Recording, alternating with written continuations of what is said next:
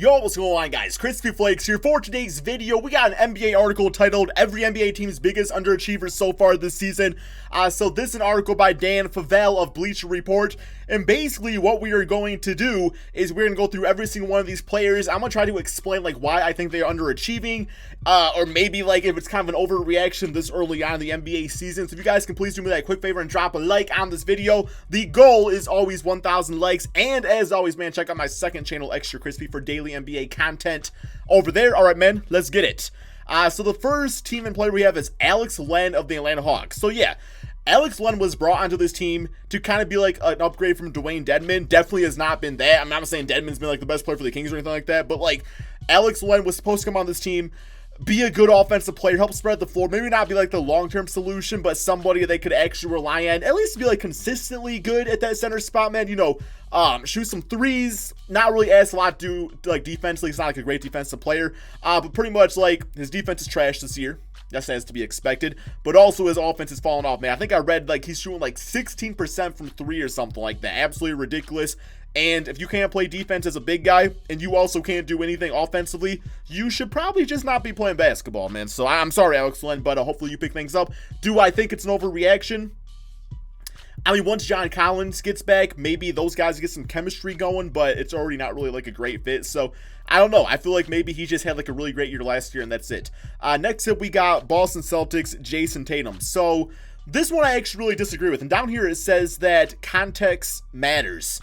Yes, it does. It does matter. And what I'm seeing from Jayson Tatum is, no, he's not like Kobe or Paul Pierce or a player like that yet. I'm not saying he's going to get to that status because that's legendary status.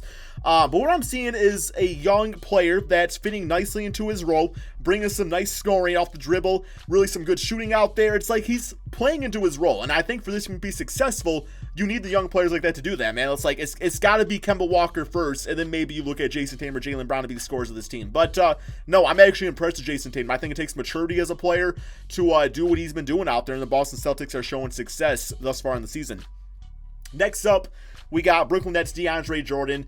Yeah, I mean, we all kind of knew this day was going to come. DeAndre is a player that based his entire career off athleticism, always jumping higher than others, being stronger than others. As you get older, man, you just start losing a little bit of that muscle and a little bit of that quickness, and the young guys below you, man, eventually start taking over. I think we're finally seeing that with DeAndre Jordan.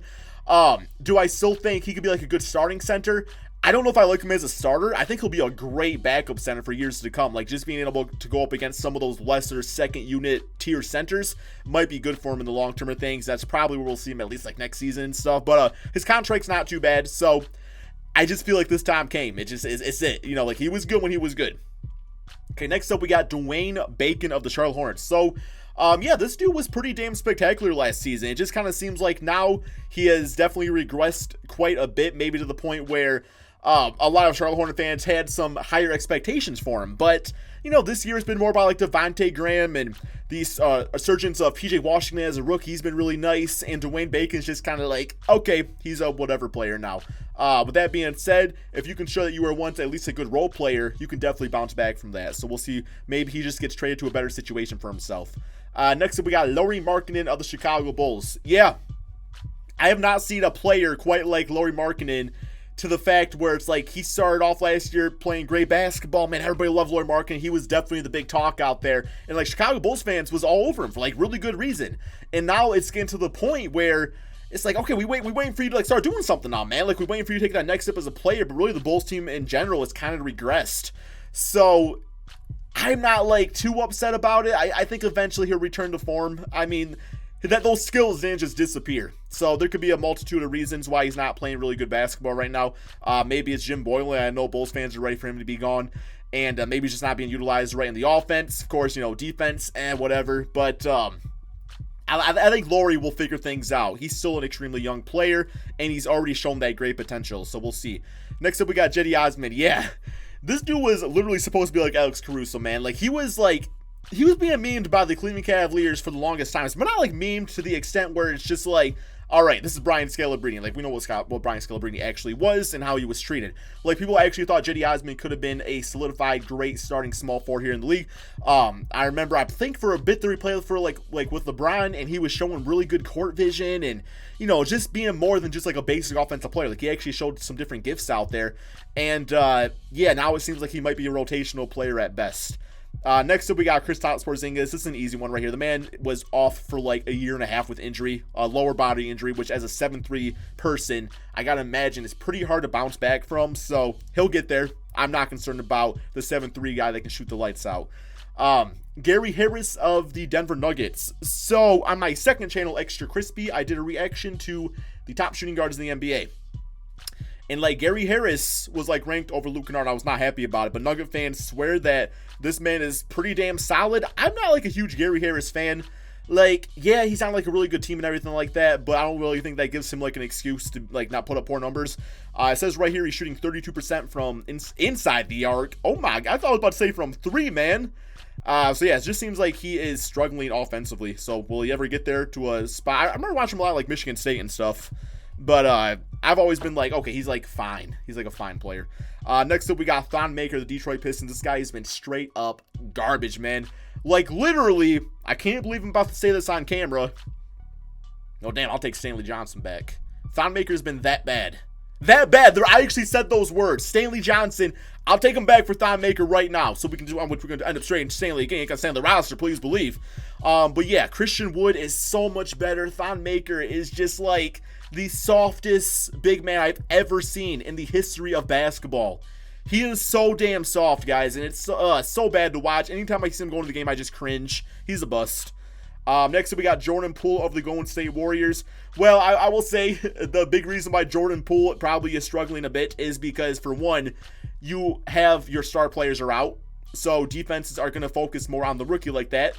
And just to say that, man, like, he's playing a huge role in his rookie season for a guy that was like drafted. I forgot where he was drafted at exactly. I forgot the exact number. But yeah, like nobody was expecting Jordan Poole to be like rookie of the year material or anything like that. So I actually think it's good growing pains. I think it's good growing pains. The Warriors aren't really gonna do much this season anyway. So yeah, if he's doing what he can do this season, once he gets that pressure off him, he's gonna be like, well, I've been through the bad side of things. So we'll see how he kind of goes like in the long term. Next we got Eric Gordon, the Houston Rockets. Injuries. You know, it's like, yeah. Aaron Holiday of the Indiana Pacers. Yeah, this is one player that I expected to really eventually take off as like a good backup point guard, especially, you know, with like Darren Collison no longer being on the team, and of course Victor Oladipo being injured. There's like room there for Aaron Holiday to get solid minutes, but I really expect him to be like a really good scoring guard, and he's really not being that yet. I think it was UCLA he went to. He was like a 20-point game scorer, and I liked watching him there, but we all just waiting, man. Especially Pacers fans, they just waiting. We'll see if it happens. Patrick Beverley. Russell Westbrook would agree with this. He pretty much said that Patrick Beverley is, you know, washed up and stuff, and just like not actually a good defensive player. Yeah, I would prefer Beverley to be a backup point guard for the Clippers. That's why I'm so like, I want them to trade for like a Kyle Lowry or a player like that. Like Patrick Beverley, I think, is an amazing backup point guard. As far as him being like your starting point guard, you know, you're not going to get a guy that's going to be able to go off for 20 points or going to get you 10 assists. Like, hey, he's going to play good defense, but everything else he does out there, he'll hustle, but it's going to be a lot of basics. We got Kyle Kuzma of the Los Angeles Lakers. So he has been coming off the bench. I actually got to give him the same props I gave to like Jayson Tatum. Like Kuzma is scoring nicely off the bench. He's been fine off there. Outside of scoring, you know, I said in a video recently, he kind of reminds me of like a Marcus Morris type of guy, you know, like that. I feel like that's a really good player comparison where, yeah, he's going to bring you some good numbers and he can shoot the lights out and stuff, but you're not really going to expect like Marcus Morris to carry the Knicks, as you're not really going to expect Kyle Kuzma to carry the Lakers. You expect both those guys to just be nice, really serviceable, consistent players, and I think Kyle Kuzma's doing that. I'm not really upset about what he's been doing for the team. Next up, we got Jaren Jackson Jr. of the Memphis Grizzlies. It says right here, wow, yes, I do hate myself for this pick. Thank you so much for asking. I'm not gonna lie, I haven't been watching like a lot of Memphis Grizzlies basketball. I haven't really heard like a lot of like roasting of Jaren Jackson though. So yeah, I don't really have any big time things to talk about there. I see he's shooting 38% from 3. Can't hate him on for that. He's playing with a rookie point guard. Chemistry take time to get down. I think he'll definitely figure things out. But yeah, he's having to be more of a leader this season. Of course, Mike Conley, Marc Gasol, those guys are officially gone. They were not part of the training camp or anything like that. So yeah, maybe it's just a matter of a little bit of growing pains with the leadership. We got James Johnson, Miami Heat. Yeah, this guy came in eating too many Krispy Kremes, man. Was out of shape. That's just not Miami Heat basketball. You come in ready to go, or you can go. Like, you can go away. So, anytime you come into, especially the NBA season, like a league like that, and your conditioning is just off, not only do you have to get back into condition, but just, like, getting into the groove of things takes time because of that. Like, you gotta be ready to go from tip-off of game 1. Like Jimmy Butler, man, waking up at 3 o'clock in the morning. This dude got a freaking newborn and doing that, too. No excuses. Milwaukee Bucks, Eric Bledsoe, question mark. So last I checked, Eric Bledsoe's been playing like an all-star. Like, sure, he's not the greatest three-point shooter, but his offense has been fine enough. His defense is great. Playmaking's fine enough. Like, Eric Bledsoe's good. I don't know why. Like, why are they hitting on Eric Bledsoe? I don't think that's kind of a bad player to say. I would say more like a Wesley Matthews. You know, like Wesley Matthews. I mean, I know you don't really expect him to be like his Portland self anymore, but yeah, I think Eric Bledsoe's been fine. We got Jarrett Culver of the Minnesota Timberwolves. I don't really hate on rookies this early on, man. I really don't. Like, maybe in some cases I'll be tougher on some guys than others. But no, Jarrett Culver he's a rookie guard.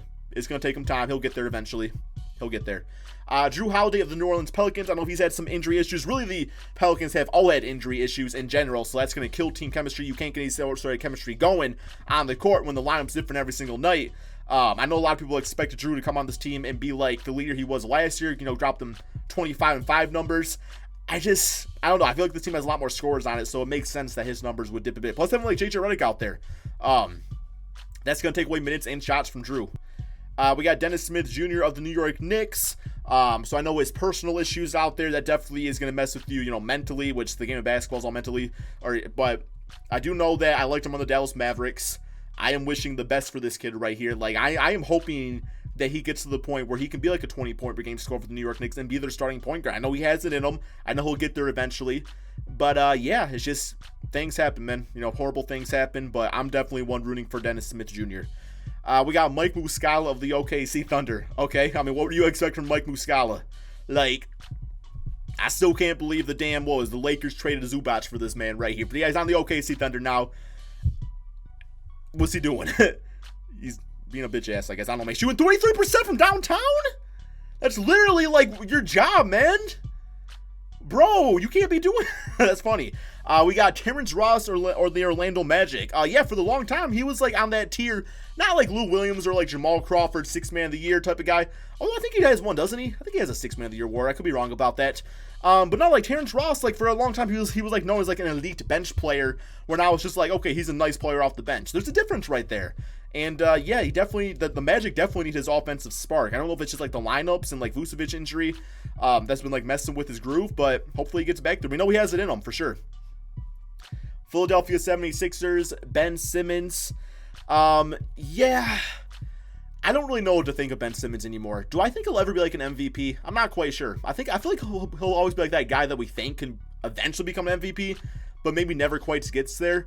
I know a lot of people like to hate on him like offensively. I give him props for playing to his strengths.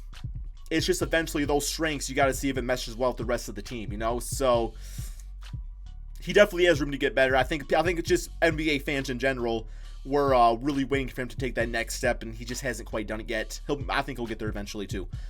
We got Mikal Bridges of the Phoenix Suns. I'm not gonna lie, man. Completely forgot that Mikal Bridges even existed. I know he came into the league. I think he was drafted by the 76ers. I was so mad when they traded him away. I was like, damn, that was like the perfect fit. In hindsight, it looks like it was probably a good choice. I don't know. Has he been doing anything for the Phoenix Suns, or he's just kind of like out of the rotation? Trying to read here, but he's draining 24% of his long balls because he was supposed to be like the pristine 3-and-D player. So you can be playing good defense, but if you ain't bringing the offense either, then that's the difference between being like a Roberson and like a Josh Richardson, who of course is on the 76ers now. Portland Trailblazers, CJ McCollum. He says he is averaging 21 points, 4 assists per game.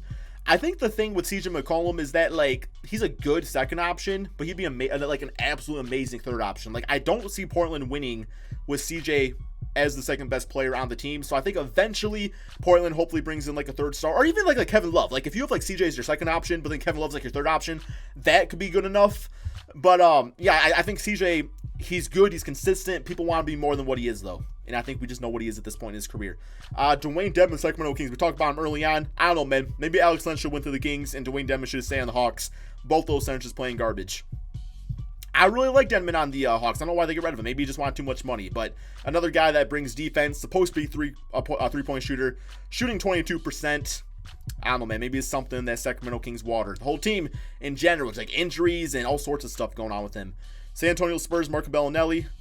He's just old. he's old, and you have like Bryn Forbes, who's fine, and like Derek White and Patty Mills, of course, on the team. There's too many like other young guards on the team to the point where maybe Marc Bellinelli just probably should not be in the rotation anymore. Marc Gasol, the Toronto Raptors, shooting 26% on 2-point shots. Yeah, that's not great. I mean, Pascal Siakam's been good, so maybe it's been kind of masking some of the bad things that Marc Gasol is doing. But I will say, last year, Marc Gasol was brought on to help them win a championship. He did that. He played that role nicely. Yes, he regressed overall.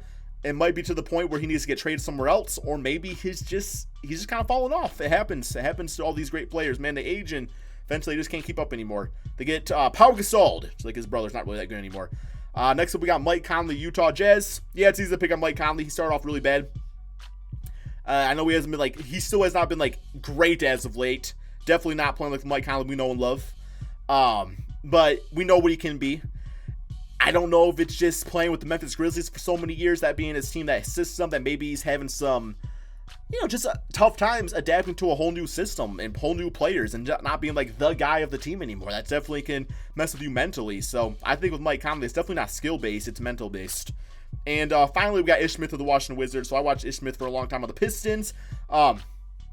I didn't really know what the Washington Wizards were expecting from him. He's a backup point guard at best.